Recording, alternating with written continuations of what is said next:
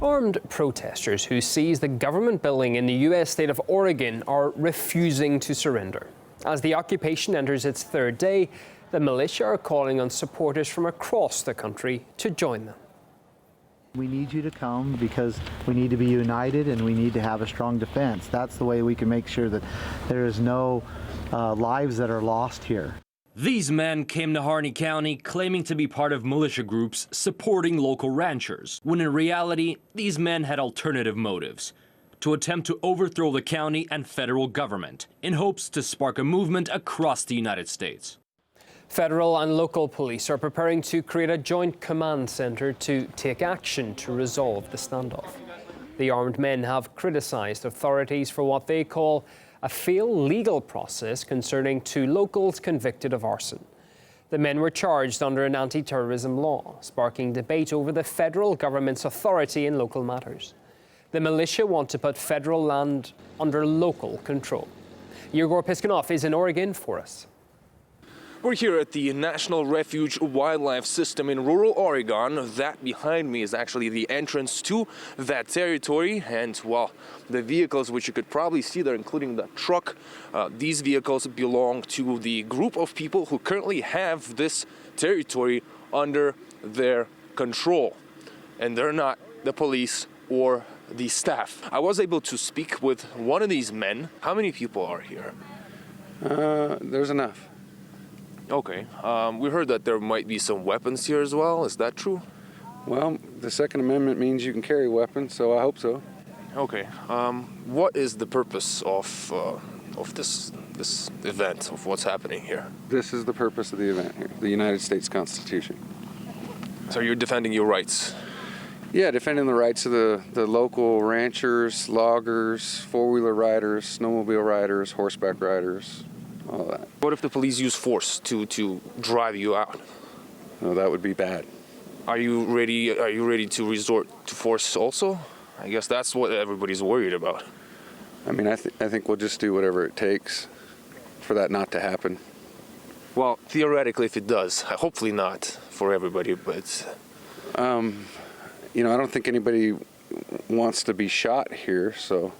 Earlier, another representative of this group of people warned the authorities from using force. The federal government should respond to this with force or just be constitutional? If they did, they should just be constitutional. That's a great point. But if they did, they would be doing it and putting lives at risk. I asked the man that I spoke with whether or not they're prepared to allow the staff of this refuge inside, and he said that anything could happen. He did say that the locals here may be afraid to come because of all this quote-unquote panic being spread by the authorities. In the town nearby, the atmosphere is a bit tense. Many people don't exactly know how to treat a situation like this. The local schools there are closed, and the courthouse is closed as well. I'm worried that somebody might get hurt. I feel like they're taking it a little bit far.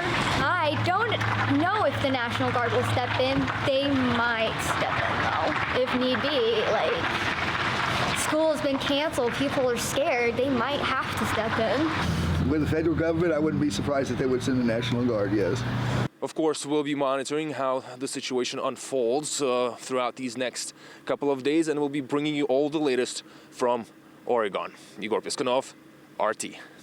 Well, the story has gained lots of attention online, with the hashtag Oregon under attack being widely followed on Twitter. Some are criticizing the U.S. authorities for what they say is a hypocritical response. If they were black, poor, etc., SWAT teams, the National Guard with tanks or both would take them down as soon as possible. My biggest problem with Oregon under attack is the difference of response. If they were black or Muslim, we'd be in a national lockdown. How do unarmed black protesters warrant the National Guard, yet armed white men warrant only the media coverage? If they were not white, they would not be alive right now.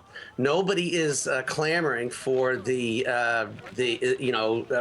whole state to go on lockdown and to call up the National Guard. No one is making sweeping generalizations in the media about people like this these people, their culture. Something has to be done. It's a clear provocation. If one person is suspected of a crime, they will do this in a major metropolitan area with a SWAT team, often knock on the wrong door and kill people without any questions asked and have no repercussion. This happens in the black community all the time.